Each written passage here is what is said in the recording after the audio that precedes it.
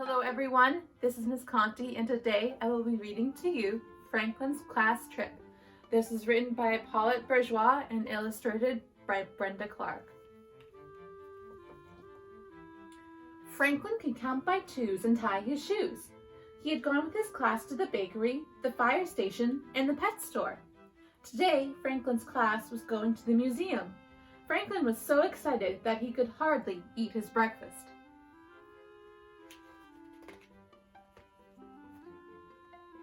The museum had lots of steps and huge doors. "Wow, it's so big," said Franklin. "It has to be," said Beaver. "There are real dinosaurs inside."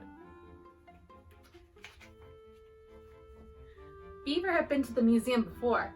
She knew everything about it. Big dinosaurs, she emphasized, so big that they ate trees for breakfast.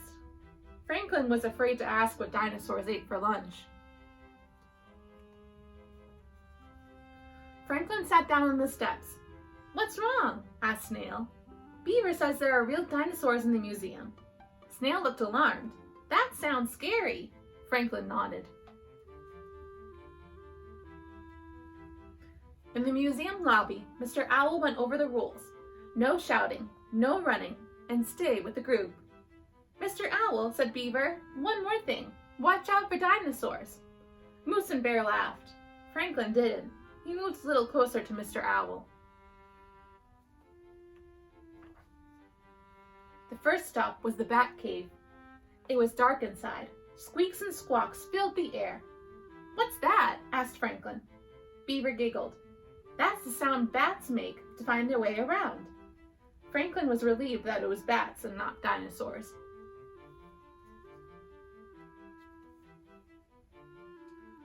The class visited the rainforest next.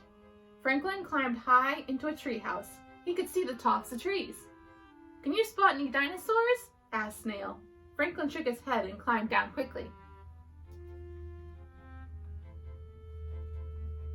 There was so much to do in the museum that Franklin almost forgot about the dinosaurs. In the medieval room, Franklin had fun dressing up as a knight.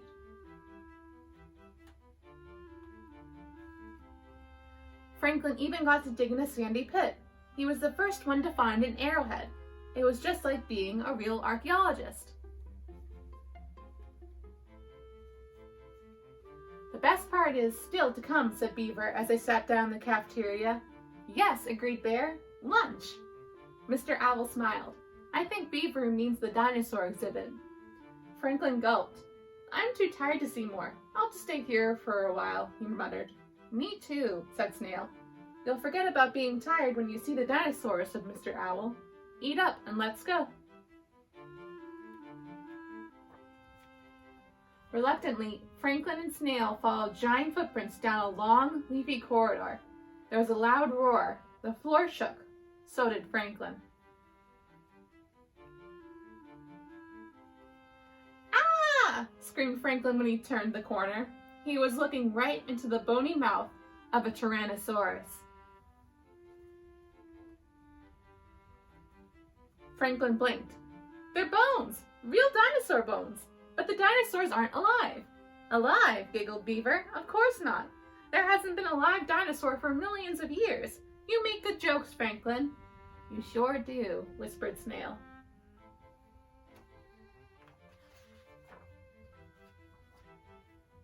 As they were leaving, Franklin and his friends walked past the Egyptian exhibit. "Next time," said Beaver, "you should visit the tomb. There's a mummy inside." "Is it real?" asked Franklin. "Yes, and scary," said Beaver. But Franklin wasn't scared. He had a mummy at home. And he could hardly wait to tell her all about his adventures at the museum. And that's the end of our story. Thank you very much for listening. I hope you have a wonderful day.